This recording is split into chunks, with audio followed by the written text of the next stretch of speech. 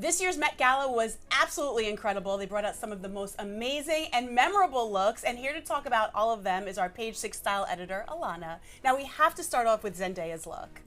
Totally. So fashion fans were super excited when we found out that Zendaya was going to be one of this year's celebrity co-chairs, and she definitely delivered with her look this year. She was dressed by John Galliano for Maison Margiela Artisanal, and he actually sort of reinterpreted a dress from one of his late 90s Christian Dior couture collections. So it was this corseted gown with a really figure-hugging skirt in these peacocky shades of blue and green, really dimensional, really beautiful, and she had these sort of natural Garden of Time appropriate accents wrapped around her, like grapes and leaves and even a couple of hummingbirds.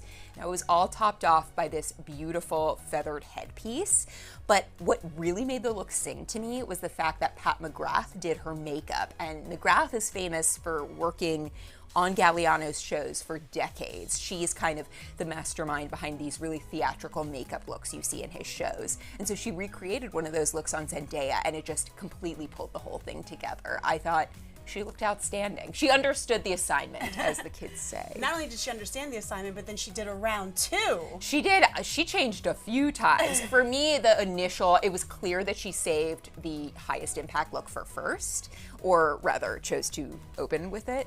But yeah, talk about the master of a quick change, that's Zendaya. All right, so the next look that we're gonna get into is one of my personal favorites from Tyla. She looked stunning. Can you break down what her dress was? Absolutely. So she was wearing Belmont, and her look was inspired by the sands of time, which was super on theme. She was wearing this sort of 3D molded body-hugging gown that was actually covered in 3 different shades of sand, along with a sprinkling of crystals to make the whole thing shimmer.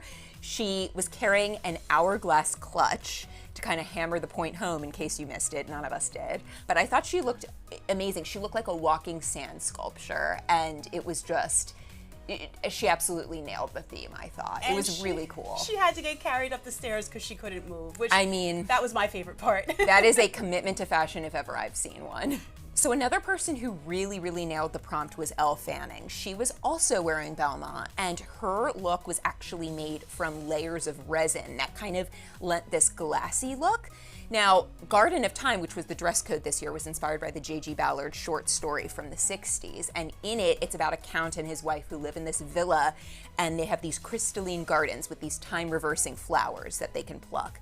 And to me, her look really sort of drew on the crystal flowers from the garden. She had these like 2 resin birds at either shoulder that looked like they were getting her dressed, and she looked like a flash frozen fountain, kind of. I just absolutely loved it. She looked like a princess. She was stunning. I almost didn't recognize Amanda Seyfried on the carpet. She was like unrecognizable. She was one of my favorites of the night, actually. She was wearing Prada, and her dress was made of this antique satin, but to me it almost looked like hammered metal.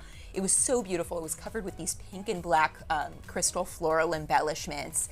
And as with Zendaya, I think the beauty look really made the look in this situation. So she was wearing this vibrant purple lipstick, but I love that she committed to the bit and went with silver hair and this sort of vine headpiece. She looked kind of like a walking statue, you know, who'd wandered in from some secret garden that none of us know about on the Upper East Side. So let's get into one of the co-chairs, J.Lo, who looked absolutely stunning, crystally. So, okay. Here's the thing, J.Lo is kind of predictable on red carpets, right? She loves sheer, she loves sparkly, she loves body bearing. To me though, this was one of the best executions of that like look, that aesthetic that I've ever seen on her. I thought her Schiaparelli haute couture fit her like a dream. The embellishments were just, I mean, the craftsmanship of the gown was stunning. I loved the beauty look. She had this sort of messy, windswept, almost beachy top knot, and then her eye makeup, she had all these different colors of metallic eyeshadow around her eyes, and it looked really youthful and dewy, and she kind of just like gave off ethereal fairy vibes. I thought she absolutely hit it out of the park, even for somebody who does tend to dress in similar ways on most red carpets. Yeah, the minute I saw her come out, I thought to myself, that is definitely the J-Lo glow that she's wearing. 100%, 100%.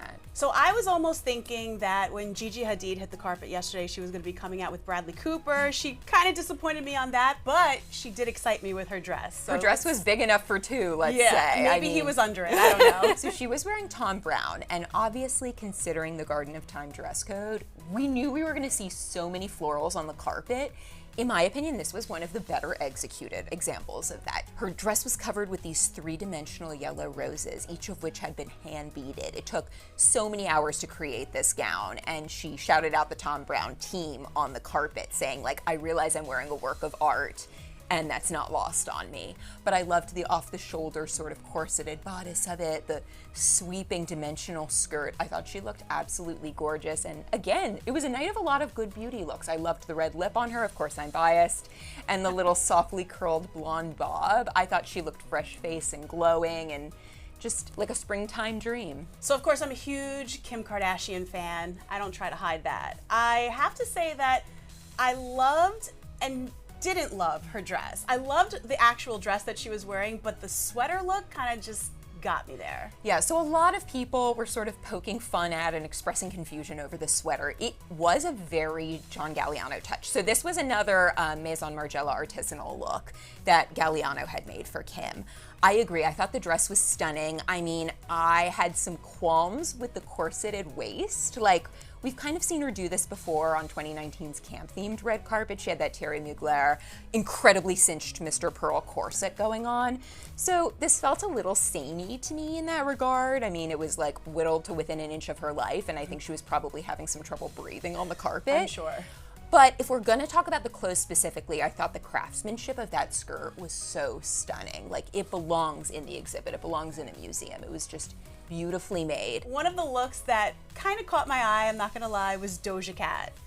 Instead of it being the Met, it was the Wet. the Wet Gala for her. It really was. So she, I mean, had been teasing this look in the run-up to the Met, right? She was seen running around with Vetements' creative director at the Cartier store, and she was wearing a single, what looked like a bedsheet or maybe a tablecloth, but it was Vetements. Then she was seen leaving the hotel on the way to the gala wearing literally like a towel wrapped around her head and around her body.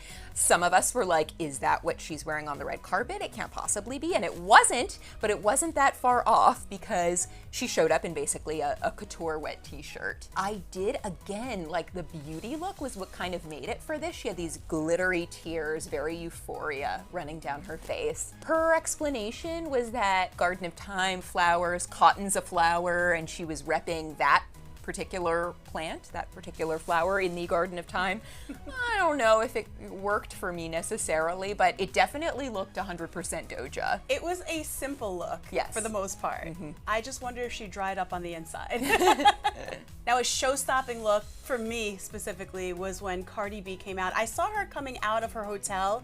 Looked to me like she was being carried in a black trash bag with like 40 handlers. And then I'm like, who is this person coming out? And then boom, now I see why she was being carried out in a trash bag. She definitely wins for most dramatic entrance, I would say. It took a team of like 8 guys to carry that train. She kind of at one point looked like Ursula from The Little Mermaid with like, you know, these sort of 8 different tentacles extending in every direction. I mean, this dress is all about the train. Again, this is sort of a case for me where she's done the huge train before, and in 2019 she wore this incredible, very similar silhouette Tom Brown gown that I think worked more for me, made more of an impact for me. But I mean, she was clearly having a ton of fun. She loves fashion and it shows, and yeah, way to cover the entire red carpet with your gown, right? Well, there you have it. Those were a few of our favorites. But we want to know yours, so comment below, let us know which looks you loved and maybe didn't love so much from this year's Met Gala. Until next time, bye.